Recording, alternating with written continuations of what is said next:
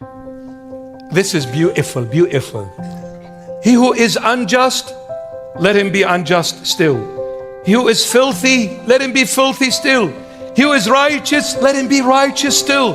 And he who is holy, let him be holy still. What the Lord is saying in verse 11 to every single one of us, He's saying, listen, after I have said everything that I needed to say, and after I have done everything that I needed to do, and after I have given up my life for you on Calvary on the cross, shedding my precious blood to save you, to redeem you, purchasing you from the grip of Satan and from hell and eternal condemnation and death. After doing all of this, and you are still being stubborn, not willing to come to me, not willing to listening to me, not willing to accepting me, then whatever way you want to be, let it be. I can't do more. What I've done, I can't do more than that. I've given you my life. What else do you want me to do for you? And you're still not happy. You're still rejecting me. What else could I have done? And I haven't done it. Wow, when you read in Isaiah chapter 1, how the Lord God, who is Jesus Christ of Nazareth, is coming, arguing with his Israelite nation. He says to them, I have done everything for you. What have I not done for my vineyard? Was there anything left that I haven't done for my vineyard that I didn't do? I've done everything. I've cleansed the ground. I've taken all the rocks out of it. I made it a fertile soil. I've planted the vine tree, and I waited for the grapes to be given to me. And at the end, I received nothing. What else can I do for you that I haven't done already? What else? What else? And that's why he says, oh, he is unjust after all I've done. You still want to be unjust? Be unjust. He who is what? Filthy, remain filthy. He who is righteous, remain righteous. And he who is holy, remain holy. Because I can't do more. I died for you. What else do you want? And I rose from the dead for you. What are you asking?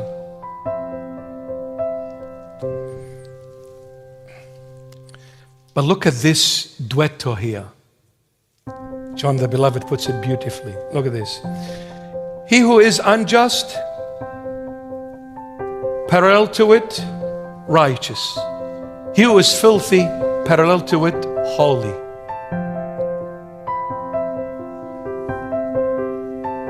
What is unjust? You see, when a person is unjust, it leads them to filthiness. Why? Because justice, what is justice? The Word of God. The Word of God is law. The Word of God is justice, is law. When you do not accept the Word of God, you are being unjust. When you are rejecting the Word of God, it leads you to filthiness, because the only way you are cleansed when you accept what I have said to you. When you reject my word, there is nothing but filthiness. And what is the opposite of filthiness? Holiness. But you see, what led a person to filthiness is their rejection to the Word of God, which is justice. My word will enlighten you. My word will cleanse you. My word will save you, will deliver you. Rejecting my word, you will remain in your sins, and your sins is nothing but filthiness. But when you accept my word will take you to being righteous. Who is a righteous person? A righteous person is the one who does the will of God. Is the one who does the work of God. The Holy Bible says Christ is our righteousness. When you accept the word, you're accepting Christ. And since you're accepting Christ, who is the righteous one, you become righteous. It is through Christ the righteous one, we become righteous. And when you accept Christ and become righteous, righteousness will lead you eventually to holiness. And this is what I'll be finishing off with on. The word holy. You know, we talk about saints and we say they are holy people of God. And who is a holy person? And what is holiness? You see, maybe to someone when I say this man is holy, immediately you think of someone that does miracles and wonders, healing people and doing wonders in life. Now that is a holy person. Nothing to do with it whatsoever. The word holy, to understand it, in the Greek language, there is a word called agios. If I'm mispronouncing it, my apologies, because I'm not Greek. Agios is a compounded word, two words in one. Agi means not, yos, earthly. So holy means not earthly. Who is holy? The one who is not earthly. Now, who is the one who is not earthly? The one who lives in the world, but not for the world. The Lord came to the disciples. He says to them, you were of the world, but since I have chosen you to be my portion, you will no longer belong to the world. You belong to me. A holy person is not the one that raises the dead and does wonders and miracles. A holy person that walks on earth but lives for Christ. That is holiness. I walk on earth, but my heart, my thought is in heaven. That is a holy man or a holy person. In other words, don't chase the pleasures and the treasures of the world. Eat, drink, dress, go, come, fine. But don't worship no material things. Don't fight over material things. My daughter, you're getting married. You're fighting with your fiance for a diamond ring. Don't fight. Poor guy, he can't afford a 50,000 ring. Are you marrying him for the diamond ring, or are you marrying him for his good looks? Well, he's Jono. He's gotta be good looking, bro. Are you marrying for him or marrying him for what he's doing for you? You see, the diamond ring is both hearts coming into unity with the sacred heart of Christ. That is the diamond ring. When the two hearts unite with the heart of the Lord Jesus, this is the diamond ring. This is the diamond ring that never fades away. That is everlasting. A holy person is the one who lives for the Lord Jesus, not for themselves, not for this world, because the world is nothing but vanity. Vanity, my children, vanity.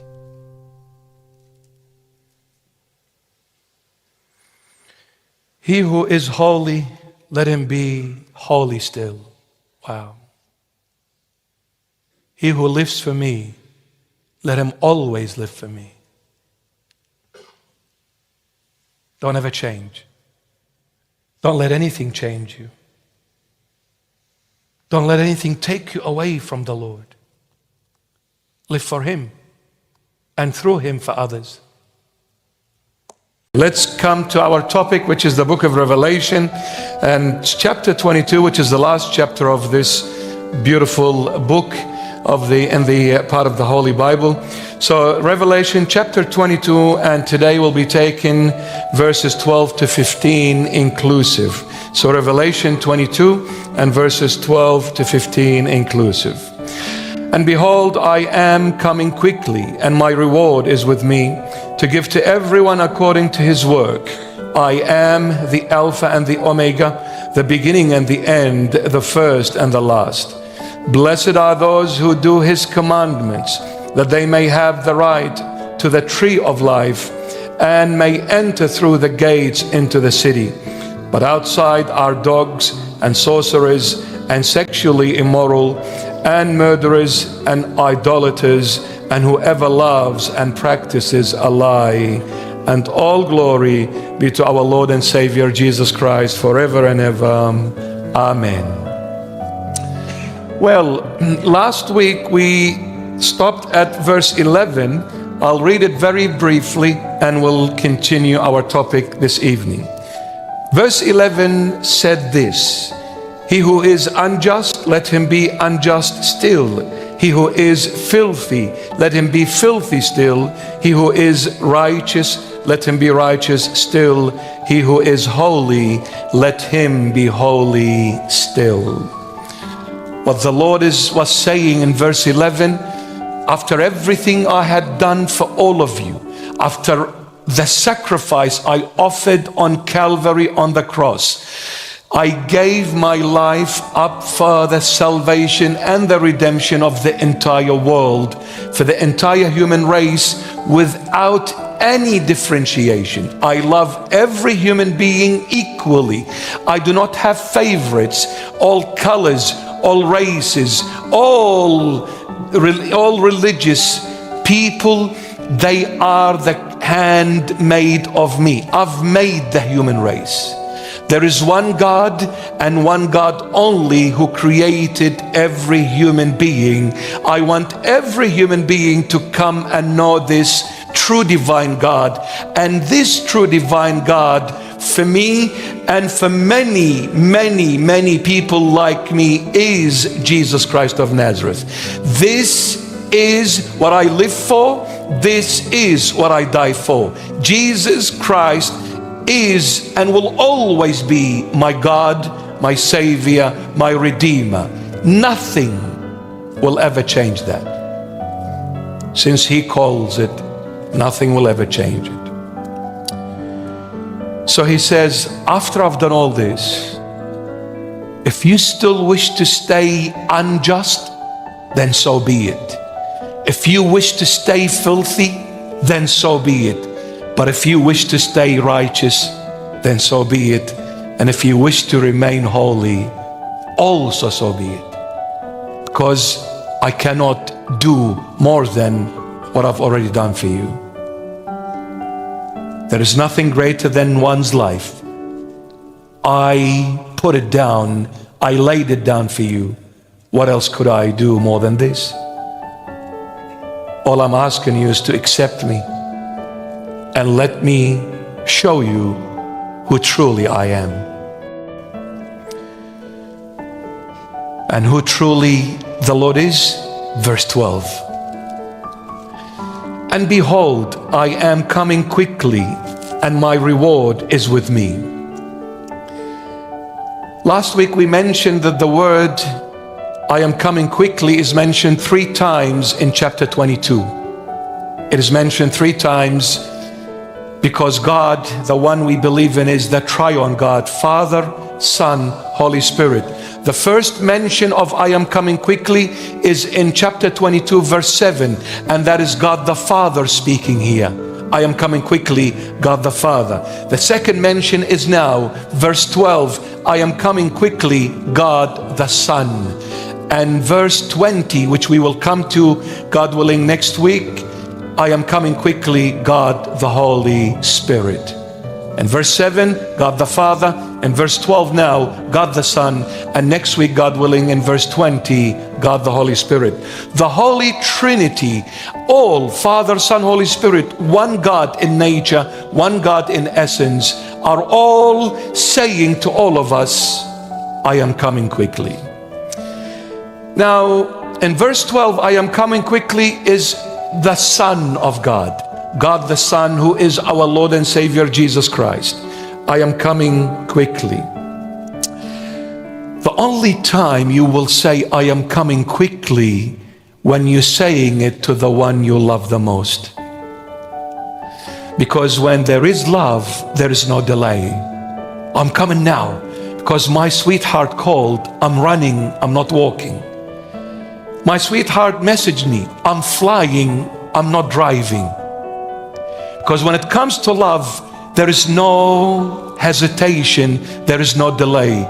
I'll pick myself up and I'll run because I want to see my loved one desperately. I cannot wait to see the one I love the most. I'm coming quickly. And don't forget, Jesus Christ of Nazareth, all glory to his holy and mighty name. He is the heavenly groom to the bride, i.e. the church. And doesn't the groom wish to be with the bride quickly? Of course. So I'm coming quickly for all of you. I come quickly every time I see you in distress. I come quickly every time I see a tear coming down your eye. I come quickly every time I see you hurt, sad, upset, angry, disorientated, sick, alone, lonely. I come quickly because I want you to know you are never alone. You are never forsaken. You are never forgotten. I always come quickly because the church is my love, is my bride. I come quickly. I am coming quickly, and my reward is with me. Now notice the word my reward. You know, when you are coming to reward someone, it should say, I am coming quickly to give you your reward, not my reward. But the Lord is saying, I am coming to reward you, but this reward is mine, is not yours.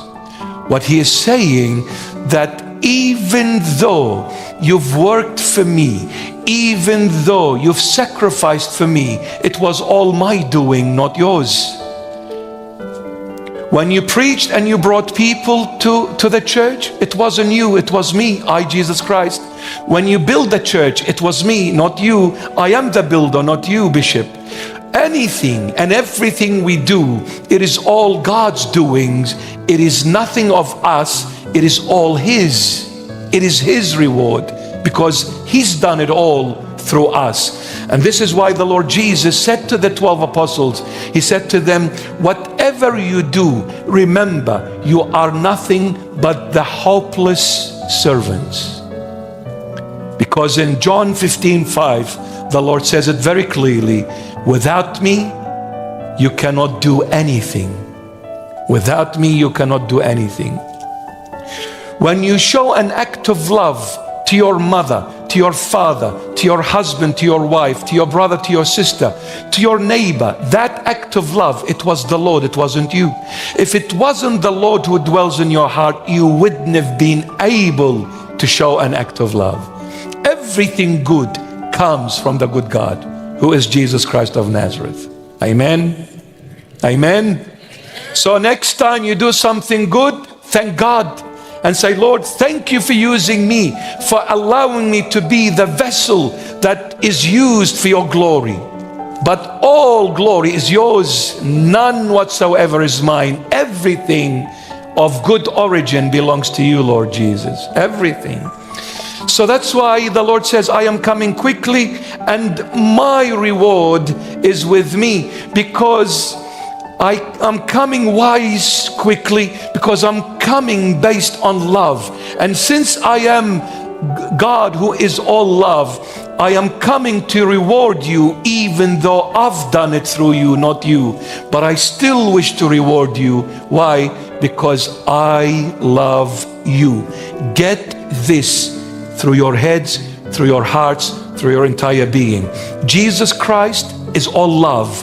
He is coming quickly to give you the reward which He did through you. You did not do it. But He still says, I will reward you. Even the reward is mine, but I am giving it to you because I love you.